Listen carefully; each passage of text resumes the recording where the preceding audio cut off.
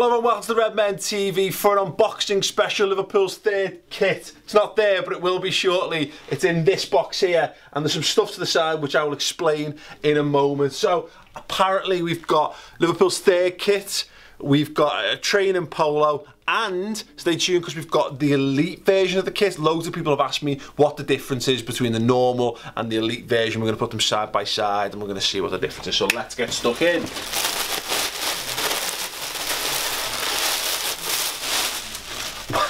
Okay, so that's bold citrus. That is a very bold. That's a very bold coloured kit. Yeah, honestly, that's all kinds of bright. Let's slip it on. Okay, so first impressions. Yeah, it's kind of, you know what it kind of reminds me of? It reminds me of the white away kit from a couple of seasons ago, except quite clearly it's the most ridiculous shade of orange I think I've ever seen. One thing I've done, so I explained that I had a couple of kits here, just for a little bit of a comparison. So this is last season's goalkeeper shirt. And this is the third goalkeeper shirt from a few seasons back under Warrior, just so you get a little bit of a sense of the colour of the orange. Shorts. So exactly the same type of shorts as we've seen so far. They've got the same type of elastic waistband, which is like kind of like, I want to say boxies. And what as well they've got, as mentioned previously, underpant lining. So if you're into keeping yourself in place, that'll do the trick. Now something that's a bit different from some of the ones, big black stripe down the side. Now I mean a lot of people have seen the imagery and what have you already, but there you go, there's that. The socks look really weird from the pictures I've seen of the players wearing it, so I'm interested to see how they stack up in reality. Yeah, man. So yeah, gone for the black. No, on all the pictures you see Phil Coutinho and Firmino wearing them, they look very dark, whereas I think they pretty much are. There's maybe a slightly different shade to the shirt, which is a bit weird, but it's not. It's minimal, the difference, I guess. That looks more salmony. What can you say? Yeah, and because it wouldn't be a kit unboxing video on Redmen without me highlighting this fact, yes, the socks do still have the left and right on them, so if you've got major OCD issues, this is either going to help or hinder. Let us know if you've got those issues in the comments below. So yeah, there's the socks. So what I want to do is quickly just have a quick look at some of the features and read some of the blurb, and then we're going to get the elite version out, and we've actually got one of the kids kits as well, so we'll have a look at that in a second. So some of the biff. The company with third kit set to be debuted at the club's Premier League Asia Trophy game against Crystal Palace on the 19th of July. Continues the theme of celebrating iconic periods from Liverpool's 125-year history. Taking its design inspiration from the original wooden signage of the famous cop stand, the kit features a bold citrus and black colourway. There you go. Bold citrus is the new Toxic Thunder, it would appear. So, Si, if you want to come and have a little look, much like wow, that's like my knee joints. Much like the other kits we've seen so far. So we've got the 125 embossed on the shoulder, which again is pretty cool. Obviously the 96 on the back. So what the collar's got, and this is similar to the away shirt, it's got this plastic bit that's kind of stuck on the front on the V here, whereas the collar itself is actually just black material. Once again, sewn on badge, which is great to see. All of the sponsors printed on, and then if we go down, it's got a little black trim at the bottom, and this year's New Balance hologram. So that's the 4 to 5 kids kit, and actually you can see the big difference on that. It's just the collar first and foremost, so it doesn't have the V bit at the front, which is odd if I'm honest, and the collar kind of, it's just not got the same level of design, so it doesn't have the bold citrus edging, if you will, around the top, and the badges are printed on as opposed to sewn, which if you've got kids you'll know that's actually a really good thing. The shorts don't actually have the black stripe down the side, and the socks don't have the black stripe on the top either, but there you go. I have a strong suspicion we're going to see absolutely tons of them around the city of Liverpool. As we said this about the Toxic Thunder kit last year, is that all you see walking around Liverpool on the weekends. If you're not wearing a Liverpool or Everton kit, you're wearing a mad Barcelona away kit or a Real Madrid away kit, so I would expect that to sell bucket loads. So we were asked this. Been asked this on many a video, and the people at LFC Retail were actually nice enough to send one to us to have a look. So Liverpool have an elite version of kits, and I'll be perfectly honest, I'm not. I don't 100% agree with the notion of having a more expensive version of the shirt as such, but there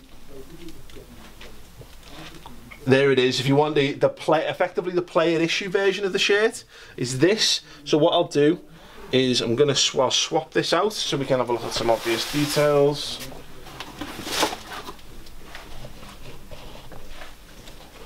And just from grabbing it, now we did one on the limited edition blue version of the away kit, and what I got from that one straight off was that it was a much heavier material, like a much thicker, more heavy duty, and exactly the same with this. By comparison, now this doesn't feel cheap as such, but this feels very, very lightweight. Whereas that's got it's got a heft.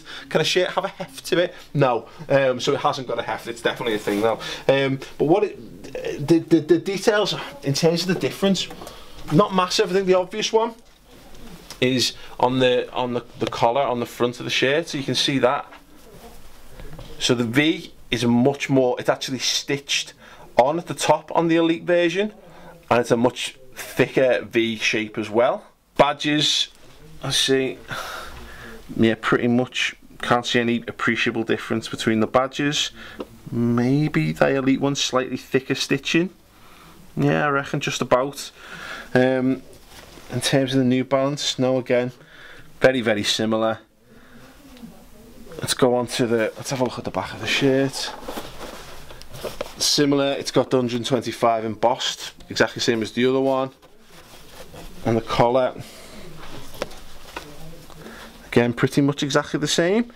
Now the difference, what we noticed with the limited edition version of the away, was in terms of how it was more of a sports shirt. So what we would see, here we go, that's the big difference. It's got gills. So what this one has got on the side here is little tiny air vents, which presumably allow your armpits to breathe. Yeah, and as you can see on the normal edition, it's literally just a design. It's just a piece of black plastic kind of stuck on, so it doesn't have any of those air vents. So I guess what it boils down to is the difference is more heavy duty, slightly better and more expensive design, than in terms of a couple of the little details on the shirt. Much heavier material and a much more, I guess, fitted is probably the word, a more athletic kind of cut. But I'll be perfectly honest, if you asked me to spot the difference, I would spot the difference, because I'm weird. I'm really weird when it comes to spotting football shirts. But my suspicion is the vast majority of people in the street would never know the difference between the two of those shirts, if I'm perfectly honest. Although, you know, the collar's quite a thing, I guess. Let me know your thoughts on that in the comments below if you wouldn't mind. I think if you were playing footy in it and you wanted something that was going to be a bit more resistant to being pulled on or something like that, maybe that's the case. I don't know. In terms of thoughts then, I'll be honest, like I say, in terms of the elite, I don't think it's not for me. I don't see that I would want to invest the extra money in getting an elite shirt, comparatively speaking. But again, let us know your thoughts if you're interested in taking the elite version. Is that enough of a difference, or has that answered your questions on that? The one last thing that I wanted to highlight, actually, so it's the same colour trim and what have you, but just this New Balance polo with the orange liver bird. Yeah, sound that. Right, my thoughts then, I'll be honest, I'd wear that for five-a-side, although a player of my ability needs really to blend in with the background. When you start wearing bright fluorescent colours, you draw attention to your runs and what have you, and I need time and space. It's not I like the idea of like yellow kits. Always like the idea of yellow Liverpool away kits, but do I wear them? No. I tend to wear the white kits and the darker kits a lot more, because it's the kind of thing that you can just wear on the street.